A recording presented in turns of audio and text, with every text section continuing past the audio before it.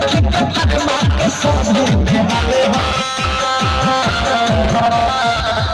आगे के बताओ आगे किस टाइप के माल किस टाइप के